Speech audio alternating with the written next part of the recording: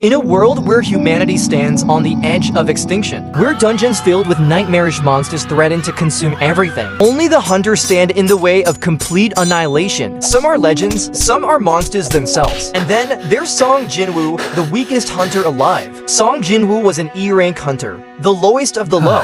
He was barely stronger than a regular human, mocked, pitied, and left behind by his fellow hunters. He wasn't a hero, he wasn't special, he was just a survivor. Barely scraping by, he entered dungeons for money, for his sick mother, for his younger sister, knowing that each time might be his last. And then came the dungeon that changed everything. Jin-Woo and his group ventured deep inside, but as they reached the final chamber, the walls trembled, the torches flickered, and then a second door appeared, a hidden passage leading even deeper. Curiosity and greed pulled them in. The moment they stepped inside, boom, the entrance sealed shut. They weren't alone. Colossal statues loomed in the shadows, their stone eyes glowing with divine judgment. A massive figure sat upon a throne, watching, waiting, and then the slaughter began. With a deafening crash, the statues moved faster than any monster they had faced. Hunters were crushed and sliced before they could even scream. Blood splattered against the cold stone floor. Jin-Woo watched in horror as his comrades fell like insects. Then he saw it. The rules: worship the god. Realization struck. Those who obeyed survived. Those who hesitated died. Everyone dropped to their knees against the icy ground. Some were trembling, weeping. A hymn filled the chamber. The statues weren't done. The last rule was the cruelest. Prove your faith. A door appeared and escaped, but the statues blocked their path. Someone had to stay behind. Jin-Woo ran, not for himself, but for the others. He shoved the wounded forward, shielding them, taking blows meant for them. And then the last crushing blow came down on him. Pain, darkness, and then a floating blue screen.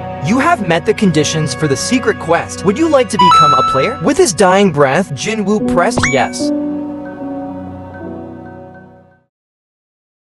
Jin-Woo woke up in a hospital bed. He should have been dead. Instead, he felt stronger. A screen hovered before him, a game-like system only he could see. A system that would let him level up. For the first time in history, a hunter could grow stronger. Limitless, unstoppable, a new path had opened. Dungeons that once terrified him, he now hunted alone. Every monster he killed made him stronger. His frail body transformed. Muscles hardened, speed doubled, instincts sharpened. He took a secret instance dungeon quest, where he was trapped with only one way out: kill or die. Blood, pain, exhaustion. He pushed through it all, and when the final boss fell beneath his blade, a new Jin-Woo was born. After Jin-Woo exited the place, he immediately got alerted of something terrible happening outside, a dungeon break. Upon learning that he was a hunter, a soldier brought him to the monster that had escaped from the dungeon. A group of hunters fought desperately against a giant lizard beast, while passers-by looked on, snapping pics instead of evacuating. The hunters had been fighting for a while, and they were growing tired, but the monster had iron scales that were tough to pierce, so it had barely taken any damage from them. Along with the fact that the hunters were all low-tier E ranks, the tank supporting them was about to break. Just then, Jin-Woo threw a dagger that pierced through the monster with massive force. The beast collapsed. Everyone cheered. The hunters looked around, searching for their savior, but there was no one. Jin-Woo had left. As he walked away, he was surprised at how the monster was taken down with a single blow, thinking it happened largely because the other hunters had exhausted the beast out. But this was not a result of luck. It was the result of Jin-Woo's newfound power. As Jin-Woo got stronger each day, he thought about whether he should start joining raids again to earn money, but he didn't want to attract unwanted attention about his growing skills, so he decided to join a strike squad. A strike squad is formed because C-ranked raids require a minimum head count of hunters, so random hunters are recruited to fill head count. On his first strike squad mission, he met a bubbly daring guy named Jin-Ho, son of a rich tycoon with fancy, expensive armor. Jin-Ho cheerily said he would protect Jin-Woo since he's one rank higher. The dungeon was dark, and they spotted the boss, which was a giant spider sound asleep. Jin-Woo and Jin-Ho got tricked into being trapped within the boss lair by the rest of the squad members who hoped they would die, because less people splitting the dungeon rewards means more per person. When the spider boss awakened, Jin-Woo did his best to fight the spider, but it was too strong and even canceled the paralyzed effect of his dagger. Just as Jin-Woo was about to lose from his exhaustion, he remembered he could redeem the status recovery reward for completing the day's daily quest. This gave him the ability to finally kill the spider. Jin-Ho stared in shock at Jin-Woo's skills. The weakest hunter had just killed a monster that should have been impossible. Then their team came back and realized they were alive. The team tried killing them, but Jin-Woo killed them first. The system had forced him to murder these people who were a threat to him. Failure to obey would result in him being penalized. From being initially hunted, he became the hunter. Even the team leader Hwang Dong-suk was slaughtered, but not after warning him that his brother would take revenge. Jin-Woo didn't care about that. On his next quest, he met another hunter who tried to kill him as well. It was a B rank ranked hunter who was hired as an assassin. In Jin-Woo's attempts to stop him, his limbs got severed. Thankfully, he could heal himself due to the recovered defects reward from a previous raid. The assassin then tried to use his invisibility power, but Jin-Woo could detect his presence via the murderous intent, blocking every sneak attack. Finally, with his bloodlust skill, Jin-Woo overwhelmed the assassin with his shadow, successfully killing him. Out of gratefulness, the teammates that Jin-Woo saved helped cover up his skills from the higher-ups, lying that they were the ones who slayed the assassin instead. As Jin-Woo was still officially registered as E-rank, he avoided suspicion from some inspectors who didn't believe he was the one responsible for the murder. But one of the guild members realized Jin-Woo must have reawakened and attained new skills, as Jin-Woo had survived 3 catastrophic incidents. The first was the double dungeon, second was the annihilation of Hwang Dong-suk's squad, and third was the one with the B-ranked assassin. He wanted to recruit Jin-Woo, but Jin-Woo had already come into an agreement with Jin-Ho about forming a team. Yes, Jin-Ho, the son of the rich business tycoon. He struck a deal with Jin-Woo to go on 20 raids, promising him cash rewards. Jin-Ho believed with Jin-Woo's competency, they could clear the dungeons easily and Jin-Ho's life would also be safe. This would allow Jin-Ho to become the guild master of the guild that his father intends to form, so that his father's company would profit from the dungeon mining of rewards. Apart from money, Jin-Woo also made Jin-Ho promise to stay quiet about his skills and that their team would only consist of both of them. Jin-Ho accepted all requests. The two of them started embarking on raids together, recruiting hunters for headcounts and getting them to just stay outside the dungeons. As Jin-Woo cleared more dungeons and leveled up, he eventually reached the required level for a job change quest. Excited, Jin-Woo cancelled an entire day of raiding with Jin-Ho just to do the job change quest. The dungeon itself was unlike any he had been in. His usual teleportation stones and healing potions could not be used. The only way out was victory. The beasts in the dungeon were knights. Each had unique skills. Some could camouflage while others could control light. Fighting them caused Jin-Woo's fatigue to accumulate. He got special rewards from defeating them, some of which were armors that had strong defense. As he got deeper into the dungeon, he met Igris, the knight commander. Igris was a giant knight with blood-red armor. His sword was as tall as a man. He was also larger, faster, and stronger than Jin-Woo himself. In fact, Igris's armor was impenetrable towards Jin-Woo's attack. For the first time in a long while, Jin-Woo felt fear. He was thrown, beaten, and would have died if not for the armors he had equipped. His health dropped dangerously low. Igris's sword came down on him in what seemed like the killing blow. Luckily, Jin-Woo caught it in time with his hand. With all his strength, he twisted the blade, driving it into Igris's eye. Jin-Woo further charged at him, crashing Igris into the wall. Just like that, the commander fell. Jin-Woo was initially ecstatic, thinking he had defeated the boss. He received amazing rewards, including the ability to control objects without touching them, plus a teleportation stone that could be used for the job change quest. Then, the system notified him that the real test had only just begun. The real job change quest was to survive as long as possible. The longer he lived, the higher class job he would be promoted to. A new horde of knights swarmed him. To prevent his fatigue level from dipping further, he camouflaged to hide, but his opponents also consisted of mages who could detect him. Left with no choice, he had to engage in physical combat, but the knight army kept respawning. As his health dropped dangerously close to zero, Jin-Woo decided to escape using the teleportation stone. Unfortunately, a knight's blade sent it flying away. Cornered, he had nowhere to run. Just as the blades were about to strike him to death, a miracle happened. As he had failed to complete his daily workouts, he was banished instantly to the penalty zone, saving his life. Here, potions couldn't heal his health as he was seriously injured. The only way he could recover was by using level up rewards. So Jin-Woo killed beasts to regain strength and health. Moments before the penalty time limit ended, he bought a more suitable weapon for killing knights in the system's shop. When he was back to the job change zone, he was in a better state to defeat the knights. But despite fighting them, he wasn't gaining experience stats. It dawned on him that the knights weren't the real opponents. They were summoned by the mages who were his real enemies. So he hunted them down amidst the armies of knights by using his camouflage skill and forcing the mages to reveal their eyes, which they used to detect invisible foes. The mages even grouped together to summon a bigger beast by gathering in one location. This helped Jin-Woo find and defeat them faster. When the final mage collapsed, the system alerted him that the job change quest was complete. He also got assigned a job known as the Monarch of Shadows, one of the highest ranked jobs available. This was possible with his high number of promotion points accumulated as he had exceeded the estimated playtime time with health above 50 points, defeated all enemies, and did not use the teleportation stone. Jin-Woo could now summon his opponent's shadows or corpses back to life to become part of his undead army by saying the word arise. There were two conditions though. First was that he had only 3 chances to extract each corpse, and some would be unsuccessful depending on the target stats and how long they had been dead for. The second was the maximum limit for his army, which was 20. Jin-Woo hesitated at accepting the job until he realized the true power behind it. He would be able to defeat high-ranked dungeons entirely by himself, as his undead army could even level up with him. And so began Jin-Woo's journey on recruiting his army. Standing before Igris's fallen body, he extracted his shadow successfully after 3 tries by persuading Igris's soul to stop guarding the owner of the throne, who was long gone, and to guard him instead. Recruiting a powerful soldier like Igris meant Jin-Woo could be better prepared for another strong force coming after him. S-ranked hunter Dong-Soo flew to Korea from the States just to find Jin-Woo. He was seeking revenge after suspecting his brother Dong-Suk died from Jin-Woo and Jin-Ho's hands. He traveled to find Jin-Woo, only to receive news that Jin-Woo was trapped in a Red Gate dungeon which had sealed, so he couldn't enter. Dong-Soo might have to wait months before it opened again. This meant he wasted his trip to Korea, despite scheduling it months in advance to cater for his busy guild duties. Sniggering that Jin-Woo should stay alive before he takes revenge, he headed back to where he came. Back in the States, a guy named Il-hwan, Jin-Woo's father, was discovered after being labeled as missing for years. According to Il-hwan, he was trapped inside a dungeon 10 years ago. Il-hwan was discovered in a dungeon by a strike squad and brought into the Association for interrogation. To them, he might be a magic beast in human form. Dong-Soo was tasked to do the interrogation as he could speak Korean like Il-hwan. After finding out about Il-hwan's relation with Jin-Woo, Dong-Soo smirked at this perfect opportunity for revenge. Dong-Soo then told the association that he deems Il-hwan as a magic beast, despite knowing that's not the case. As if that wasn't bad enough, he even lied to Il-hwan that Jin-Woo was dead. Il-hwan was devastated. There was some truth in what Dong-Soo said, since Jin-Woo was in a high-ranked Red Gate and people thought he would likely not be able to survive. Red Gates were minimally B-ranked and above, and the team he was with did not have sufficient high-ranked hunters. They got sucked when they approached the gate's entrance, and now they either defeat the boss or die as they were stuck within. Panic set in. Kim Chul, the A-rank leader, made a call. We split up. Anyone B-rank and above come with me. Let the weak fend for themselves as we can't afford dead weight. Jin-Woo shrugged. He couldn't care less. He became the leader of the weaker team. Upon knowing that Jin-Woo was leading the other team into Ice Bear territory, Kim Chul sneered at his idiocy that he was about to lead them to their deaths. He had no idea that Jin-Woo's choice was the smarter decision. The fact that there were many bears meant that place had no magic beasts stronger than the bears predating on them. No clever elves hiding to ambush them, only bears. And Jin-Woo was confident he could defeat them by brute force. When the massive bears came, Jin-Woo easily grabbed them mid-air, slamming them to the ground. He even enlisted the help of his shadow army, so he didn't have to move much. Finally, the leader of the ice bears fell. Jin-Woo extracted the shadow of the bear leader, naming it Ting. Meanwhile, in the opposite end of the dungeon, Kim Chul's team were torn apart by magic beasts. Kim Chul ran, leaving his team to die. He deluded himself that it was the cold and lack of food that caused their loss, not his terrible leadership. Kim Chul found Jin-Woo's team happily feasting on bear meat, all cozy and warm with fur coats given by Jin-Woo from his inventory. Kim Chul was furious. They had supplies and didn't share. I'll kill whoever is responsible. His threat stopped when Jin-Woo returned to smack him on the head. You were the one who left us to die, remember? Just then, more than 20 ice elves surrounded them. They spoke a different language, a language that Jin-Woo could somehow understand. The leader of the elves was called Baruka. He told Jin-Woo that he was different from the other humans and that the system only requested them to murder humans. They would spare Jin-Woo if he handed over the humans. Good-hearted Jin-Woo declined, bringing out his shadow army to fight the elves. Still blinded by anger, Kim Chul tried murdering Jin-Woo during the fight, but got stabbed to death by Igris in the process. Kim Chul became part of Jin-Woo's shadow army and aided him in the fight, his new name being called Iron. Baruka eventually got defeated as he was outnumbered. Since he was the dungeon boss, the gates opened. Jin-Woo's teammates cheered. Iron was still frantically stabbing Baruka despite him already being dead. Jin-Woo told him to cut it out, face-palming that Kim Chul is stupid even as a shadow. Outside the Red Gate, Mr. Baek Yun-ho, S-rank hunter and master of the White Tiger Guild, had been waiting for them. How can it be that the only survivors were the low-ranking hunters? Mr. Baek was convinced Jin-Woo was the one who saved the team and requested his guild members to recruit Jin-Woo by all means. But he wasn't the only one interested. Jin-Ho's dad also wanted Jin-Ho to recruit Jin-Woo into their family's hunting guild called Yujin Guild. He knew that Jin-Woo was the reason Jin-Ho had cleared so many dungeons. But before Jin-Ho could approach Jin-Woo about the subject, the White Tiger Guild had visited Jin-Woo's home to start their recruitment efforts. Jin-Woo wasn't there. They learned from the landlord that he had gone on a trip, but it seemed to them more like he had disappeared as there were no travel records and no credit card usage. In reality, Jin-Woo had visited the demon's castle using a key he had gotten from one of his daily quests. It was a hellish fortress of fire and destruction with 100 floors of relentless beasts. His quest here was to collect 10,000 demon souls. With his shadow army, he could easily clear the lower levels, but stronger demons increased as he climbed. By the 50th floor, he had torn through thousands of enemies. That's when he met a demon that really gave him a run for his money. It was the Vulcan demon boss, surrounded by monstrous guardsmen. Jin-Woo wasted no time by striking first. His fist collided with the demon's chest, and the impact sent Vulcan flying. Instead of fear, the Vulcan began burning with rage. He became faster and stronger, and Jin-Woo's attacks could barely keep up. Desperate, Jin-Woo cried out for his shadow iron to lend him his shield. Since iron was previously attained, it successfully blocked the attack, but the Vulcan kept coming. Then an idea came, a trap. Jin-Woo ran. The demon chased. He led the Vulcan boss beneath a crumbling tower to crush him. With his wit, Jin-Woo defeated the boss. He was rewarded with an object that could amplify magic power by 2-fold, but the castle's battle was far from over. His next target was Baron, the demon king. But before he could face him, he needed to better equip himself for fighting the flame-type beasts in upper floors. So he decided to leave the rest of the castle for another day. This time, the battle wasn't just for power, it was personal. By defeating Baron, he could obtain the last item in a set to create the holy water of life. It's an elixir said to cure any illness. It might be the only thing that could save his mother, who was in an eternal slumber. Back outside the castle, Jin-Woo took on more jobs to afford fire-resistant gear. But since he didn't want to attract suspicion about his fighting skills before he got re-ranked, he joined a mining job. While strike squads fight beasts, the miners wait outside, only entering once it's safe to extract mono crystals. On his first day on the job, he came across Vice Guild Master Cha Han. She was an S-ranked hunter with an unusual trait of finding fellow hunters smelly. For the first time, Jin-Woo's smell did not repulse her, despite him being a hunter. She was intrigued on why this was so. Heian went back the next day to find Jin-Woo in order to investigate further, but she found that he had volunteered to be a porter for the strike squad clearing and a ranked dungeon that day. Heian found this fishy and decided to go into the dungeon as well. Inside the dungeon, the strike squad faced an unexpected horror of 22 high orcs. They had previously thought it would be an easier dungeon as measured by the mono levels radiating from it, but the monster boss had concealed it well, causing it to appear easier than it was. A single high orc is as strong as an A-rank hunter, so the hunters were outnumbered. Excluding Jin-Woo, the strike squad consisted 11 A ranks and 6 B ranks, so they were incapable of defeating the orcs. Jin-Woo watched silently during the fight as he didn't wish to reveal his power, but the squad was gradually losing. Just as a healer was about to get fatally attacked, Jin-Woo used his camouflage skill to rip the orc apart without lifting a finger. The healer gasped, confused at what she had just seen. The team found it strange that the fight was getting easier. Everyone wasn't aware Jin-Woo was behind this. Even though the orcs were eventually defeated, the team decided to leave as they felt the dungeon was out of their means of handling. To their horror, the exit was sealed. Someone had placed an advanced magic barrier over it. The mages who tried dispelling the barrier were harmed with a curse spell as they coughed out blood in pain. Soon after, an army of 50 high orcs approached, with one of them speaking in human language. That orc was speaking on behalf of the main boss called Kargalgan. The hunters were told that they would not be able to break the barrier and that the boss wanted to meet them. Ki-hoon, the squad leader, hatched a plan. The team would launch a surprise attack on the boss to disrupt the barrier so Jin-Woo could run out to seek help. Jin-Woo refused, knowing they would be dead by the time reinforcement arrived. So all of them followed the orcs into the boss's lair. The surprise attack obviously failed. Kargalgan was a very powerful mage-like beast who had an almost indestructible defense barrier and many guards. The boss threw Ki-hoon against the wall repeatedly. Jin-Woo knew he had to step in. Jin-Woo's shadow army joined in the fight, stunning all the hunters present since they thought he was weak. Even powerful mages were only able to summon a maximum of 2 beasts, and here Jin-Woo was summoning an entire army. Jin-Woo even made the fallen orcs, who were once part of Kargalgan's army, to become part of his shadows, eventually ordering them to murder Kargalgan. At this point, Heian and the surveillance team from the Hunters Association arrived. They could not believe what they had seen. Jin-Woo cleared an entire A-ranked dungeon by himself. Everyone was even more speechless as they watched Jin-Woo turn Kargalgan into a member of his shadow army. Kargalgan's new name was now Tusk. The surveillance team took over, requesting everyone present to keep whatever happened a secret. They wanted to protect Jin-Woo's identity and quickly escorted him away. After exiting the dungeon, Jin-Woo decided to get re-evaluated on his capabilities. Reporters had swarmed the evaluation center, desperate for details about Korea's 10th S-rank hunter. They managed to capture a shot of Jin-Woo, who was caught off guard. The news was was also leaked to Go Gun-hee, chairman of the Hunters Association, who wanted Jin-Woo to join them. The association purpose was to regulate hunters so they don't wreak havoc on others. Jin-Woo declined, not because they couldn't provide him fame and fortune like other hunter guilds, but because joining meant he wouldn't be able to fight in dungeons to level up. Despite the rejection, Gun-hee came to the center to witness Jin-Woo getting his S-rank license. Even Baek Yoon-ho and Choi Jong-in, guild masters from other famous hunter guilds, had come 1 hour in advance in hopes of recruiting Jin-Woo. When Jin-Woo placed his hands on the mana mirror, he was so powerful that it was unable to detect his rank. Again, he amazed even the S-rank guild masters by summoning his shadow army after he was told to demonstrate his strength as part of the test. Yoon-ho in particular could sense that Jin-Woo had gotten stronger from when he last met him. This was when he realized Jin-Woo had the power to level up unlike other hunters, which meant he would always remain number 1. At that moment, he realized Jin-Woo didn't need their guilds. He could create his own, which was indeed Jin-Woo's intention. In fact, he had even offered Jin-ho the position of his vice guild master, given that he had turned down Jin-ho's offer to join the Yujin guild. Jin-ho accepted. A guild requires at least 3 hunters, so Jin-Woo had to recruit a hunter randomly to fill headcount. Before that lay a more important mission, conquering the demon's castle in order to obtain the last item for creating the holy water of life. With his new fire-resistant gear, Jin-Woo re-entered the castle. He split his army up to conquer different areas, ordering them to report to him when they find the entry permit to the next floor. This battle went on for a few days. Jin-Woo could rely on mana potions to sustain his fights. At the 80th floor, Jin-Woo met Ezel, a demon who surrendered when her knights protecting her got slayed. She promised to show Jin-Woo where the entry permits were on every floor if he spared her life. With Ezel's help, Jin-Woo quickly reached the 100th floor where Baron the Demon King was. Baron could fly as he rode a dragon-like creature. Plus, he could summon more than 1,000 shadow demon soldiers, all of which were a ranked and above. Baron also had insane speed, strength, and powerful magic capabilities. Thankfully, Jin-Woo had Tusk, his newly recruited orc shaman from the A-ranked dungeon he had previously battled. He gave Tusk the object to amplify his devastating spells so Jin-Woo could counter Baron's magic. During a critical juncture in the fight, Ezel tried to help Jin-Woo by throwing her sword onto Baron. Baron's attention turned to Ezel. This distraction gave Jin-Woo an opportunity to punch Baron with all his might. With that, Baron got defeated. Jin-Woo finally obtained the last item that could allow him to craft the holy water of life. Another valuable reward he got was a new skill that lets him swap places with a selected shadow, essentially teleporting. Jin-Woo extracted the shadow of Baron's dragon, naming him Kaizel. Too excited about the holy water of life, he quickly teleported out of the castle with his new shadow exchange skill. At the hospital, Jin-Woo poured the holy water of life into his mom's mouth. Thankfully, his mom woke up, which was a miracle as she had slept for years. They left to go home. All this while, something terrifying was unfolding. An ant had flown to a Japanese island. It came from an S-ranked dungeon in Jeju Island that hunters had previously failed to close. The beast escaped the dungeon, inhabiting the island and causing residents to abandon it. Years passed. Food on the island had run out. The ants ate each other to survive. They needed to invade other islands for food. This was possible as the ants evolved to grow wings for flying. They were no longer confined to Jeju Island. On the Japan Island, the ant murdered everyone until it was eventually defeated by an A-ranker. This situation was concerning. Nobody could predict when the ants would fly to other islands. Japan and Korea decided to team up to exterminate the ants. Korea had raided this island 3 times previously, but were unsuccessful. Some hunters partaking in the mission were White Tiger Guild Master Yoonho, Hunters Guild Master Jong-in, S-ranked healer Byung-gu, and Han. Byung-gu had retired as he was traumatized from seeing a friend die in a previous Jeju raid, but he decided to join to protect his friend Yoonho. Only S-ranked hunters would participate in this raid, 11 from Japan, 5 from Korea. The strongest hunter amongst them was Goto Ryuji. The Japan hunters would deal with the army ants outside the tunnel, while the Korean hunters would attack the queen and the few guards protecting her. Their strategy was to kill the queen, so the ants will stop reproducing and naturally die out within a year. Radio signals would be released to disrupt the ants from communicating with each other. This reduces the chances of army ants returning to the tunnels before the queen is killed, since they wouldn't be able to hear the queen's call for help. Jin-Woo would not be participating in the raid, as he wanted to spend more time with his mom. Finally, the day of the raid came. Jin-Woo felt the squad was strong enough to win the battle, but as a precaution, he sent a shadow to secretly tag along with them. Helicopters ferried the hunters to the island. The Japan team reached the island first. They had walkie-talkies to communicate with each other. Goto announced to commence the mission, releasing mana waves so they can attract the army ants. The army ants swarmed out of the queen's cave. Some ants flew towards the helicopter, where the Korean team was at. Jong-in burned them alive with flames. When the ants surrounding were dead, the Korean team jumped jumped from the helicopter, entering the queen's cave. Dongin casted a flame shield around the cave, which acts as a barrier for ants to enter. The team eventually found the royal chamber where the queens and guards were waiting. With the buff given by Byung-gu to enhance their skills, the hunters slayed the guards quickly. Haein contributed most during the battle, slaying 2 times more ants than the other hunters. She even dealt the final fatal blow to the queen ant. Just as they thought they were victorious, they heard a loud roar. That belonged to the king, the strongest ant of them all. His roar was louder than the jamming signals, causing the army ants outside to fly back to the cave. The Korean team needed to escape quickly. The massive amount of ants flying back destroyed the barrier that Jongin had previously placed over the cave. That was not all. Unluckily for them, the king ant stopped their path to escape. Overwhelmed with grief from its queen's death, the king ant attacked the Korean hunters. Haein was injured the worst. She puked blood and got thrown onto the wall. The impact caused her to be unconscious. During the fight, Byung-in thought he was safe because he was camouflaging himself to hide from the ant. This skill results in him being unable to move, but he could still remotely heal the hunters from where he was at. Unluckily for him, the ant was powerful enough to sense where he was at. Byung-gu got fatally pierced through his heart. Then, the poor guy got eaten up by the ant. Yoonho screamed in sadness and charged towards the ant, but he got strangled midair. The ant demanded to know who their king was, as he was not satisfied with just killing the Korean team. Before Yoonho could reply, the ant dashed out of the cave. It had detected the strong presence of Goto outside, thinking he was the king. Outside the cave, the king ant had already decapitated the heads of 6 Japan hunters. Goto, who was leading them, decided to retreat as he saw the army ants heading back into the direction of the tunnel. He felt the Korean team was bound to get defeated anyway. It was then that the king ant approached him. The ant asked Goto if he was the humans' king. Proudly, Goto lied that he was. Angered, the ant immediately decapitated Goto's head. Back in the cave, after the king ant had flew out, the Korean hunters wanted to use this chance to escape, but an army of ants were already at the entrance of the cave. Jongin struggled to fend the army ants off with his fire skills, while the heavily injured hunter team hid behind him. As Jongin himself was injured, he wasn't able to hold them off much longer. In what seemed like a miracle, Jin-Woo's shadow, who had been hiding, showed himself. It helped the hunters block off the ants. Jin-Woo used his shadow exchange skill to teleport to the cave, surprising the team. He gave healing potions to everyone, but Haein was still unconscious as she had serious injuries. Just as Jin-Woo was about to carry Haein out to seek medical help, the strongest king ant reappeared. Jin-Woo used his commander touch skills to remotely crack and slam the king ant to the ground. Unfortunately, the ant didn't take much damage as it had a sturdy body. Jin-Woo repeatedly punched the ant with his bare hands to break its exoskeleton. The ant retaliated by poisoning Jin-Woo. Jin-Woo's body detoxified itself, enabling him to punch the ant again, sending it crashing to the wall. He could move faster than the ant, plus he was at an advantage as he was wielding a strong weapon. As a last resort, the ant roared for his army of ants to come support him. Little did it know that Jin-Woo could summon his own army too. Left with no choice, the ant tried to flee, but Jin-Woo slammed him to the ground with his commander touch skills without needing to chase him. He then used his critical attack skills to mutilate the ant into pieces, successfully defeating him. Despite winning, it was too early to celebrate. Haein was in critical condition and needed to be healed immediately. A brilliant idea came to him. If Byung-Gu's shadow could be extracted, his healing skills could save Haein. The shadow extraction succeeded and Byung-Gu managed to heal Haein. The hunters were extremely grateful to Jin-Woo for saving their lives. They headed back to the helicopter, but Jin-Woo stayed behind to kill off the remaining ants. He also extracted the shadow of the king ant to join his army. With that, everyone lived happily ever after. I'm joking. Stay tuned for a shocking update on who dies in the next part of the video. Link in description.